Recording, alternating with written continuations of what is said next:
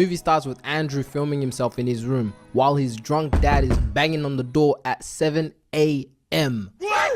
Nah, if someone's banging at my door that early, we gotta run the ones. Ain't no reason why you should be disturbing my sleep. What are you doing in there, you little shit? I'm filming. So yeah, Andrew just bought a Sony HDR camera and decides he wants to film everything from now on. And this is 2012, so basically, he started vlogging before. Good morning, little guy. What's up? Andrew gets picked up by his cousin Matt, who's basically his only friend. They get to school and Andrew's just recording his day, you know, minding his business. But a couple of dudes snatch the camera off him and start slapping him around, saying this camera is old as hell. They let him go and then kick the camera back to him. And yeah, you can already tell, getting bullied is normal for him. On the way back home, Matt invites him to a senior party, but Andrew's nervous as hell because he's super introverted. But Matt tells him he should probably leave the camera at home so he doesn't scare the huzz. That night, while Andrew's just watching his camera footage, his dad just busts in the room and just smacks him on the head. Like, damn, what did he even do? Nigga just catching strays for living. Later, Matt picks him up and they head to the party. Andrew still brings the camera though, but Matt tells him not to follow him around all night and just go do his own thing. And if you guys know, this is probably a nightmare for introverts. So Andrew just starts walking around and filming the party. You know, minding his business. Then some dude walks up to him accusing him of filming his girl, then spills a drink on his camera and spits in his face. Damn! Everybody's violating this guy. Andrew walks outside and starts crying under a tree. While he's sitting there alone, Steve, the popular kid, comes up to him and tells him they found a weird hole on the ground and he wants Andrew to come film it. Matt's already there when they arrive. They get near the hole and then they hear this strange noise coming from the inside. What? Steve climbs in first to check it out. Wait, hold up, time out. We all know in real life there is no way the black person is going in there to check it out first. We're just never that curious. That's like white people activities, and we can all agree on that. Anyways, Matt follows him, so Andrew goes in too. Deep inside, they find this glowing blue alien looking crystal. Then Steve's nose starts bleeding, and then boom, the camera shuts off. 2 months later, they realize they can barely feel pain anymore. So what did they do? They start throwing baseballs at each other, trying to knock each other out. Pow! Boom! So Andrew was up next and Matt tries to knock him out, but Andrew just stops the ball mid-air. And this is when they realize they have telekinesis. They can move things with their minds. Loki, this is the only superpower I would want. This would be way too OP and way too fun. Over the next few weeks, they all get closer while testing their powers together. Eventually, they get back to the hole and try to figure out what actually happened to them. But when they get back to the hole, it was completely caved in, so they couldn't get any answers. On the way back, while Andrew and Steve are chopping it up, we find out that Andrew's dad used to actually be a good father. But after getting injured as a firefighter, everything changed. Now he just collects insurance money and drinks all day and takes his anger out on his son. Nigga, did I just get you having fun? And the crazy part is, his wife is dying from a terminal illness and he's struggling to pay for her medication. I'm broke, nigga. I'm broke. But Andrew's mom is basically the only person in the world who truly loves him for being him. Anyways, Andrew gets back home and figures out how to move the camera with his powers. So now he doesn't even have to hold it anymore. Bro is his own cameraman. A few days later, Andrew asks Matt if they should use their powers to do more stuff. And by more stuff, they lock them up. Oh man. Lock them up. They head to a Walmart and start messing around with people, making shopping cart move by themselves, scaring little kids, and even knock this poor dude over. At the restaurant, Matt lets a fork stab into his hand and it barely even scratches him. So yeah, they were definitely getting stronger. Outside, Steve moves a whole Beamer with his mind and really had the old lady thinking someone stole her car. But this is where things start getting weird. On the drive back home, a truck starts honking at them and Andrew straight up just pushes it off the road. Like, nah, bro did not care at all. They all rush down the bridge and Steve jumps into the water and saves the driver. Matt calls the police even though Andrew was tripping about it. They come, sort out the situation. I mean, they obviously made up a lie on what actually happened, but later on, Matt says there needs to be rules. They gotta be more careful with their powers because Andrew almost caught a body. You put a guy in the hospital. How do you feel about that? Don't care.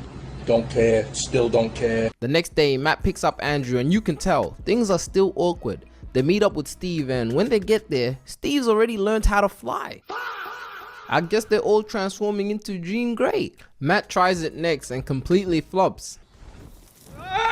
but Andrew gets it on the first try. After a few hours, all of them can fly with insane control, soaring through the sky like they've been doing this their whole lives. And honestly, flying around with the boys playing catch will be way too fun. Shit will have me feeling like this every day. While they're flying, Steve suddenly gets hit by a plane and starts falling straight down. Andrew catches him mid-air along with the camera. And look at Steve's face. He was just happy to be alive. And at this point of the movie, it was clear Andrew was the best at using his powers. That night, Andrew tells them he's never had this much fun before, and this was the best day of his life. The next day at the library, they start talking about places they should travel. Steve wants to go to Maui, and Andrew's down for that, but he also always wanted to visit Tibet to go see the mountains. Some time passes, and while Andrew's opening up about really never having any friends, Steve invites him to do the school talent show together, which is huge for Andrew. Steve even gives him one of his suits, and I can't lie, my boy looking clean. He had that shit on. At the talent show, they do magic tricks using all their powers, and Steve purposely plays the clown so Andrew gets all the admiration, and the show was a success. After the show, everyone loves Andrew. For the first time in his life, people actually showed him love, and the best part about this is Matt and Steve were genuinely happy for him, and that right there is really hard to find in real life. At the after party, everyone was praising him. Even the girls were trying to. So now I know why there's so many magicians. Why didn't someone tell me this earlier?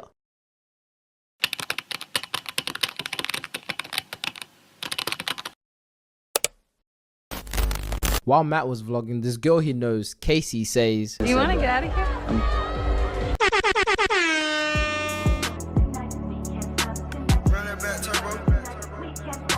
Matt leaves the party to go handle business, and Andrew has a few too many drinks and ends up throwing up on the girl while getting brained. Steve ends up coming in, and Andrew was way too embarrassed and loses it. Damn. It's like when things started getting good for him, everything just goes back downhill. The next day, Andrew's dad goes through the camera footage and sees the video from the party, and then he starts calling Andrew a loser, saying all his friends are fake and they actually don't care about him, which honestly couldn't be further from the truth. Then his dad accuses him of stealing his money and tries putting hands on him again. Actually, let me take that back. He didn't try, he did. Nah, I can't lie, that was a good cheap shot. We all knew that wasn't gonna last. Andrew gets up and starts choking him, then just completely yanks him to the other side of the room. That same morning, Matt and Steve both start getting nosebleeds. Then later that night, Andrew's up in the sky by himself trying to clear his head. Steve gets drawn to him and finds him in the clouds, and this shows us how all three of them are somehow connected. Steve tries talking him down and helping him, but after everything his dad said, Andrew starts believing Matt and Steve only became friends with him because of the powers. Just thinking about this makes him snap. He strikes Steve with lightning and kills him. And yeah, this is the moment Andrew changes. Matt doesn't see Andrew again until the funeral. He's been ignoring his calls, not replying, and just gone quiet. At the burial, Matt finally asks him, how did Steve die from a lightning strike in the middle of nowhere? And by the looks of it, he already knew the answer. He tries talking to Andrew, but Andrew doesn't want to hear anything. He just grabs the camera and flies off. But the very next day, in the morning, Andrew returns back to the burial site alone, and he apologizes to Steve for losing control. But at this point, it didn't really matter anymore. Andrew was changing into something that couldn't be controlled. At school, everyone knows about him throwing up on that girl, which is wild because why is she telling everyone like she wasn't the one on her knees? Like, is it just me, or that's not even that bad? Anyways, that kid that was teasing him about it, Andrew just pulls his teeth right out his mouth. Nah. Now this right here is real pain. I had one of my teeth pulled a couple of years ago, and if I had to do it again, I choose death. Andrew heads to the bathroom and starts analyzing the teeth like this was dental school. If it wasn't obvious before, it is now. He's not the same person anymore. Look what he does to this poor spider. But this wasn't just visual. Look at how he started to speak. A lion does not feel guilty when it kills a gazelle. What? You do not feel guilty when you squash a fly.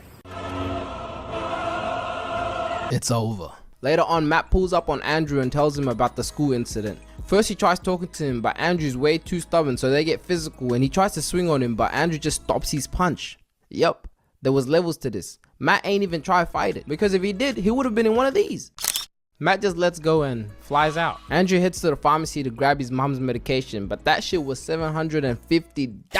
Damn, what type of medication is this? If I'm paying that much, I better come out feeling like Steve Rogers. So Andrew of course didn't have the funds, so he goes back home, throws on his father's firefighter uniform and starts robbing those dudes on his street. First he asks them nicely, but they didn't want to give it up, so he's like, alright, bet. Blah!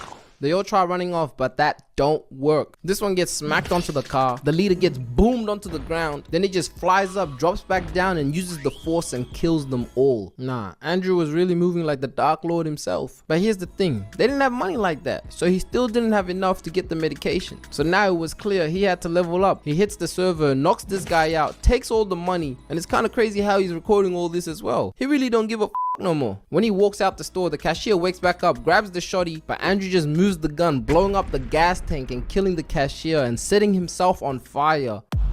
And that led to him being in a coma.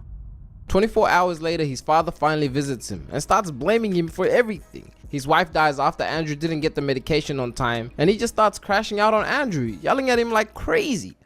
Your mother is dead, and it is your fault! So while Matt's at this birthday party, his nose starts bleeding and he starts hearing crazy noises. The news comes on saying a bomb went off in the city, so Matt jumps in Casey's car and heads straight to the hospital. When they get there, Andrew's holding his father on top of the building, and Matt had no choice. He had to use his powers in front of everyone. So he catches Andrew's old man, and by the looks of it, he would never raise his voice ever again. Matt and Casey get in the car and try to catch up to Andrew, but his ass was moving way too fast. He deadass dropped the whole helicopter straight down. Even this officer caught a stray. Andrew lifts the car up and drops it on top of this building. But just before it drops, Matt grabs Casey out the car just in time. Like she should have just stayed home. Now she's a liability. Anyways, Matt goes back up trying to calm Andrew down, but he wasn't hearing it. I dropped him! Why did you catch him? Yeah, he was mad as shit that he saved his father. And now, there was nothing holding him back. Matt turns around and boom! Sent his ass flying through the building. Getting cheap shot by a whole bus is crazy. Let me get a replay on that.